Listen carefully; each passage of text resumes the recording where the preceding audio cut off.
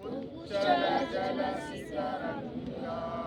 तव शुभ नामे जागे तव शुभ आशीष मागे गाहे तव जय गाथा जन गण मंगलदायक जय हे भारत भाग्य विधाता जय हे जय हे जय हे जय जय जय हे। और उसके लिए अपनी जान की, माल की, हर एतबार से कुर्बानी देने के लिए हमेशा तैयार रहे। जब कभी इस मुल्क पर कोई आफत आए, सबसे पहले अब मैं अपना खून पेश करूं, इसके लिए आगे आगे रहे। अल्लाह हम सबको कबूल फरमाए। आमीन।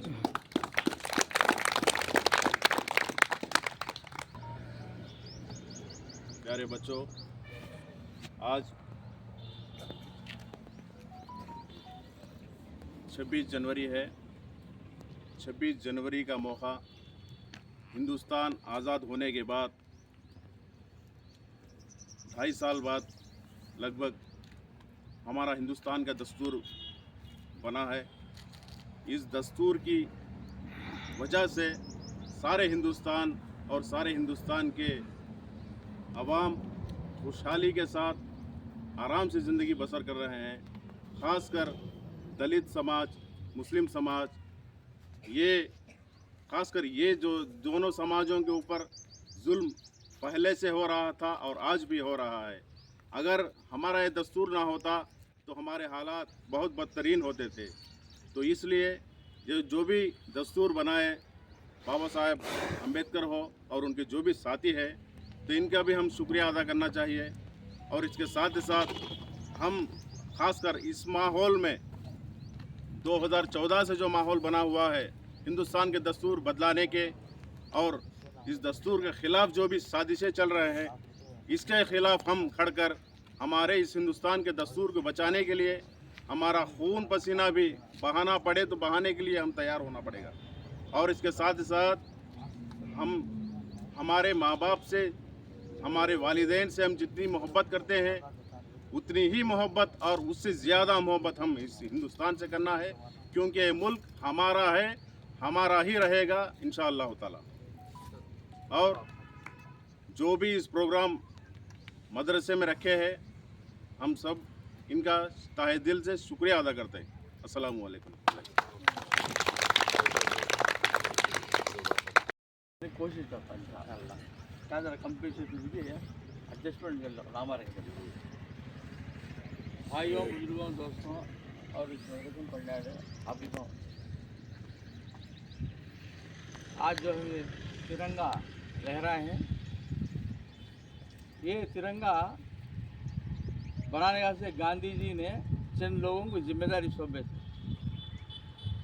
ये इनमें से आपको हैदराबाद के रहने वाले सुरैया तैयब जी, बदरुद्दीन तैयब जी और विजयवाड़ा का पिंगली वेंकैया। सुरैया तैयब जी और बदरुद्दीन तैयब जी एक फ्लैग बनाए, पिंगली वेंकैया एक फ्लैग बनाए। दो दिन भी गांधी दिखाने के बाद क्या था, तो ये दो को मिला को गांधी ने एक बनाकर ये झंडा को इसका मॉडल बनाया डिज़ाइन करे। ये हमारे नेशनल फ्लैग बनाने में मुसलमानों का हिस्सा है। और दूसरी बात, आज जो रिपब्लिक डे बनाते हैं, ये हिंदुस्तान अपने मुल्क की अपना एडमिनिस्ट्रेशन अपने तौर तरीके में अपने मुल्क के हिसाब से ये मुल्क को सामने बढ़ाने के लिए, एडमिनिस्ट्रेशन चलाने के लिए ये हमारा जो है इंडियन कॉन्स्टिट्यूशन, जिसे हमें क्या बोलते हैं, राज्यांगम बोलते हैं, तेलुगु में राज्यांगम बोलते हैं, उर्दू में क्या बोलते हैं हम साहब? हाँ, इसे आपको बनाने के बाद, ये बना को पूरा मुकम्मिल होने के बाद आपको राज्यांगम मुकम्मिल होने के बाद आपको रिपब्लिक डे बने। ये राज्यांगम लिखे साल कौन थे? Doctor Baba Saheb B R Ambedkar जो राज्यांगम बने हैं, इसे क्या साथ हमें बचाने की कोशिश करना। आज जो है इसे सत्यानाश कर डालने की कोशिश हम बल्ला के चलते हैं। अगर हमें इसे बचाने तो देखिए, ये मुल्क आपको बचता नहीं, ये मुल्क ख़त्म हो आता है, नाशनम हो आता है। इसे बचाने की हर दिन कोशिश करना। और तीसरी बात क्या भाई साहब, तो जब पहला की तारीख लिखने के लिए तैयार हैं, तो ये जब हिंदुस्तान आज़ाद हुआ तो जय हिंद का नारा कौन दिए? वो एक मुसलमान थे। तो इनकलाब जिंदाबाद कौन नारा दिए?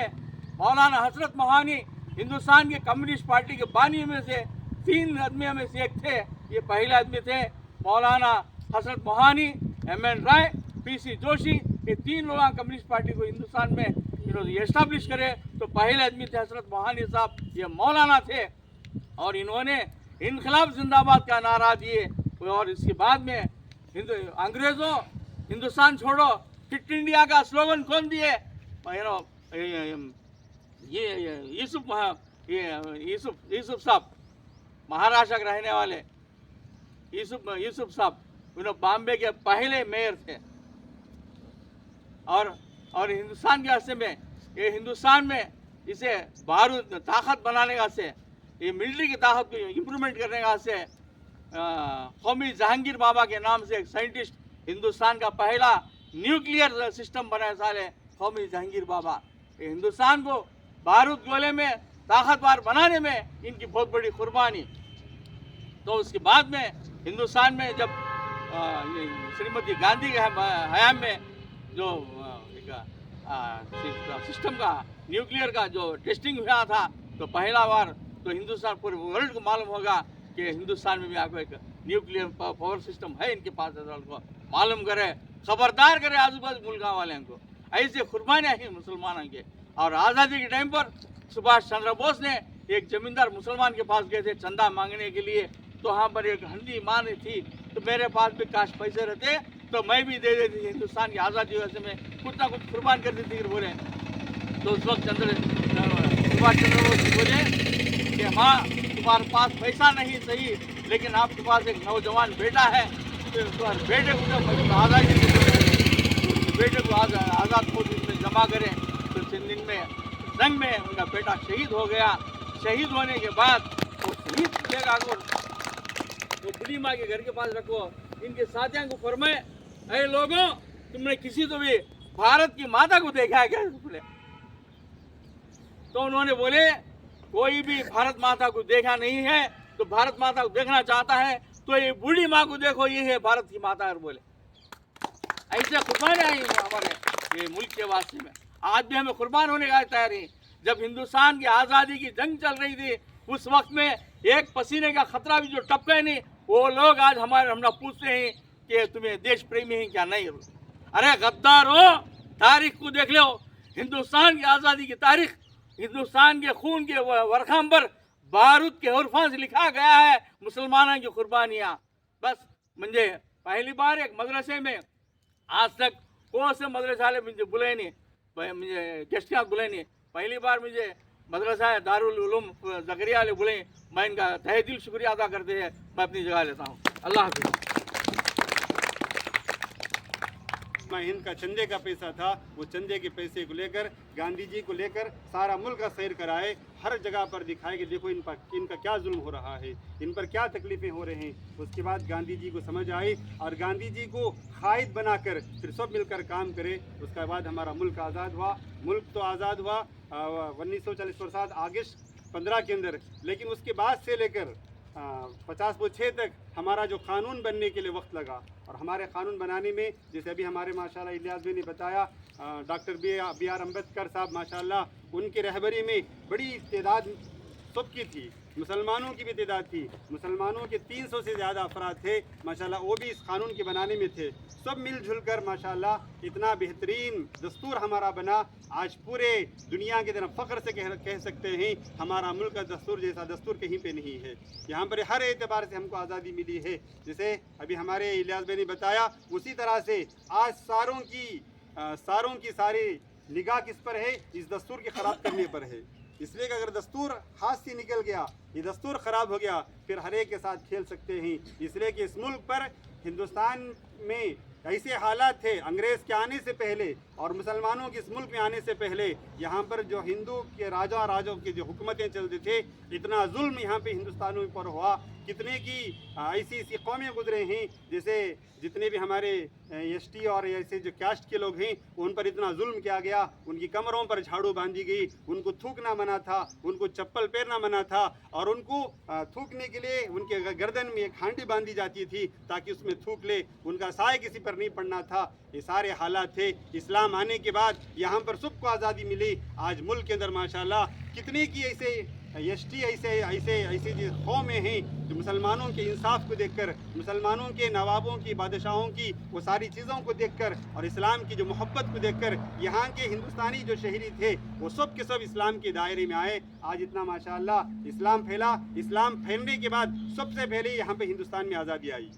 उसके बाद फिर माशाल्लाह यहाँ पर हुकूमतें चले, माशाल्लाह अच्छे अंदाज से हुकूमतें की। हमारे हर बादशाह की हुकूमत बहुत प्यारी थी, हर एतबार से प्यार मोहब्बत के साथ लेकर चलने वाले थे।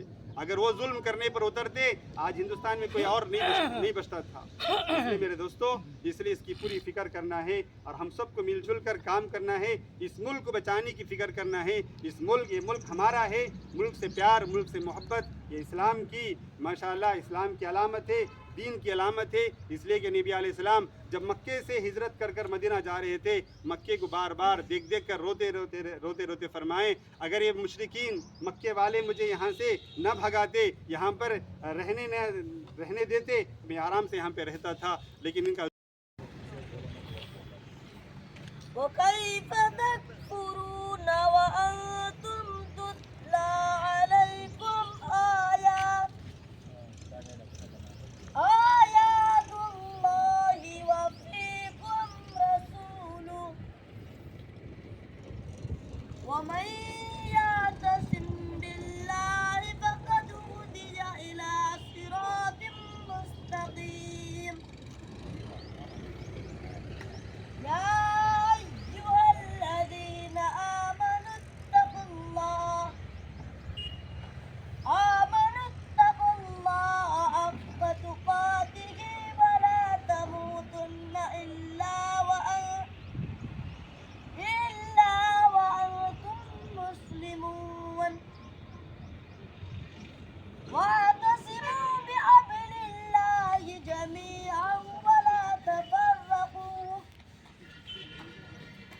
واذكروا نعمة الله عليكم إذ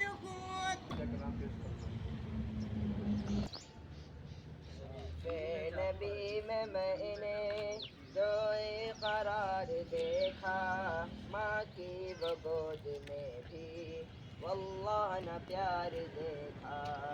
तुझसे नबी में मैंने जो करार देखा, माँ की वो गोद में भी वल्लाह न प्यार देखा। जुल्फों के पेचो गम में वल्लैल के नज़ारे, एकदम घटा से छाई महबूब जब सवारे।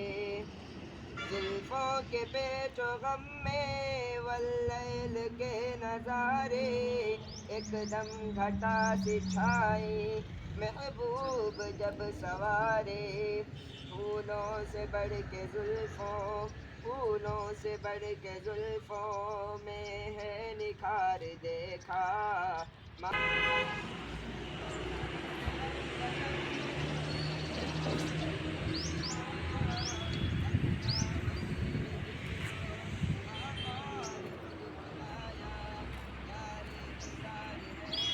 प्यार देखा, क्या तज़किरा करूँ मैं उस्मान बाहया का, दामाद था वो जोड़ा सरकार मुस्तफा का।